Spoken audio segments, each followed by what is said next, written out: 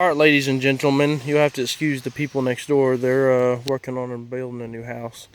So this is a gun that I've been wanting to do a review on for several years now.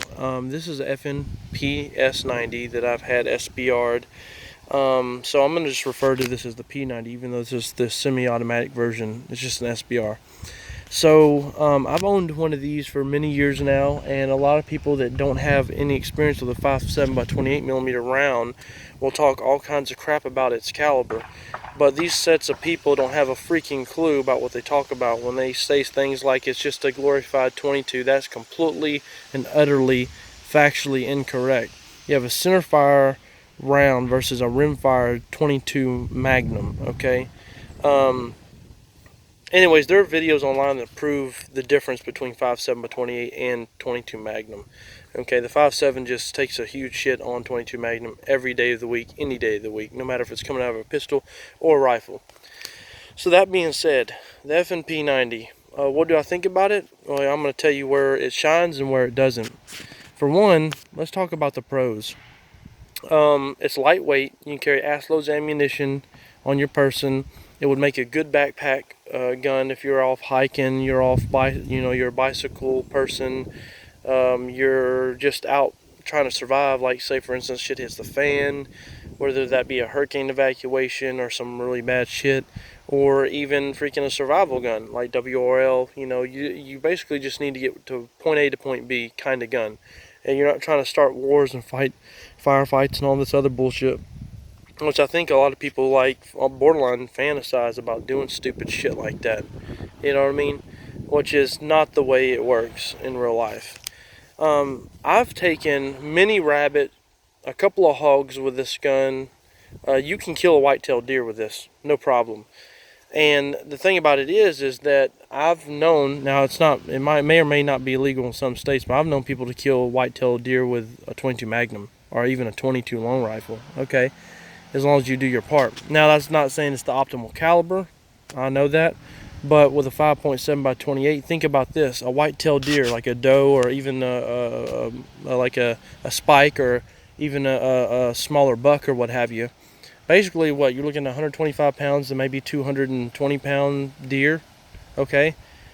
Now, the only difference in that weight range in a human being is that most people in America are overweight. You're looking at a 6'1", or anywhere from a 5'9" to 6'1" male, weighing anywhere from 175 to 250, even possibly 300 pounds in North America, that goes to Burger King and freaking McDonald's every day, and they start some shit, and you pop them with this. It's no difference than you shooting a white-tailed deer. The only difference is they've got fur.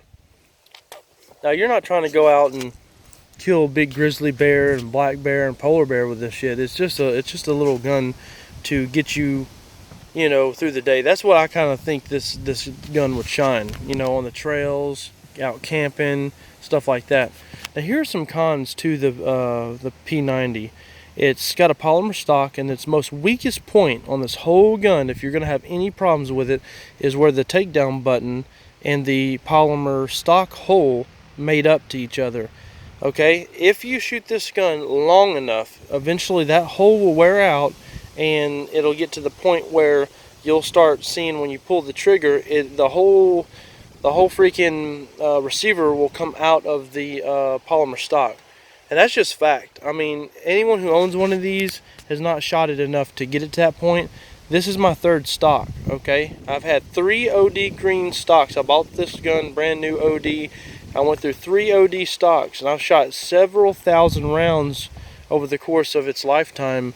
American Eagle, the freaking 27 grain shit, the 40 grain SS 197 SR.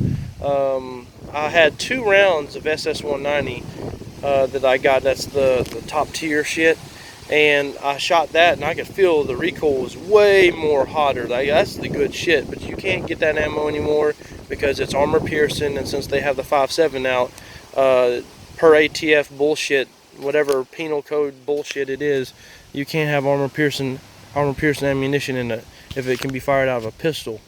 Okay, which is complete horseshit.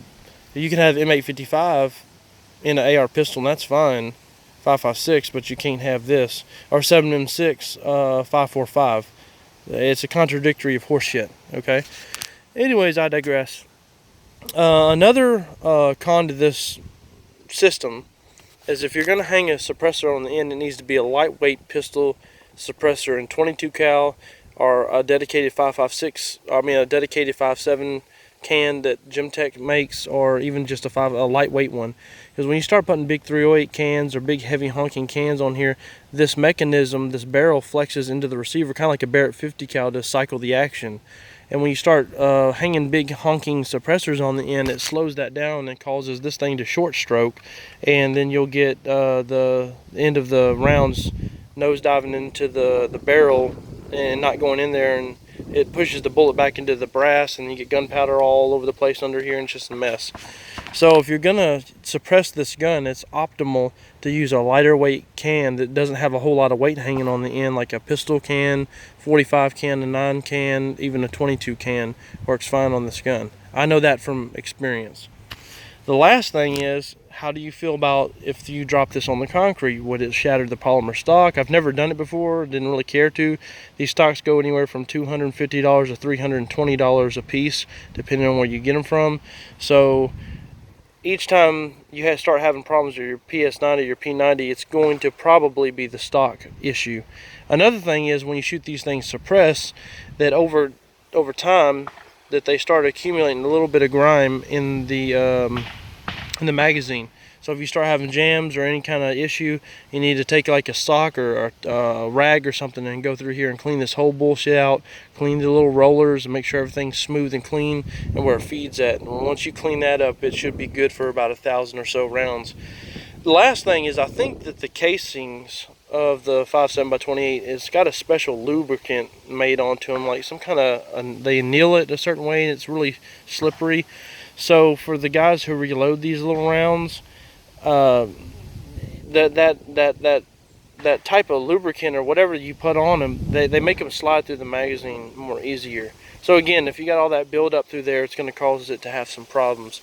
It's not a very finicky system as long as you initially clean it, and if you shoot it suppressed, make sure you clean the magazine well out, and it should do you right.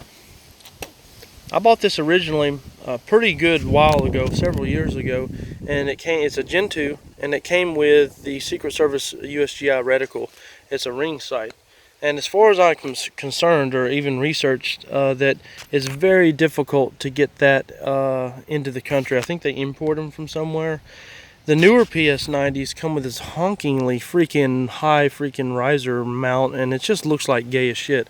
Some people take and cut the receivers off, which looks like dog shit to me. This here is there to protect the magazine from getting hit. Okay, so if you drop your gun, the magazine don't go flying all over the place. Okay, so that's another thing that kind of looks gay that people do.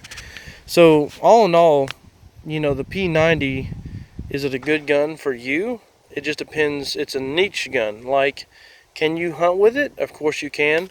The height over bore axis, I mean, it's there. So it's got originally from the factory, it's got a 50-yard zero. So if you're at 25 yards, you're gonna have to hold either lower or higher depending on the distance of range. So is it optimal for hunting, you know, little small critters? Maybe not so much. You can definitely kill a rabbit, you can definitely kill a hog, and you can definitely kill a white-tailed deer if you want to with this little setup.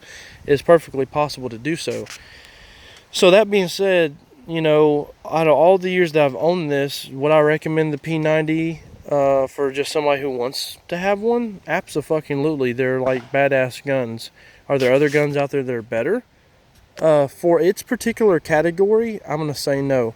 For a small submachine gun type package, for something that's really close quarter, what it's designed to do, everything in its class, it smokes it. The HK MP7, the MP5, hell, even the CZ Scorpion, it's small and compact, it smokes it. It's shorter, it's lighter, holds more bullets. Why do you think when you play video games, like when they first come out and they go online and they nerf the P90? You know what I'm talking about? Because the P90 is just that type of gun that freaking excels in its category 100%. It's not for everybody, it's very pricey, and they're becoming more rare as time goes on. And hopefully they don't take, you know, they don't go out of service and be discontinued like the FS2000 was. Anyways, that's all I gotta say. I'll see you bitches later.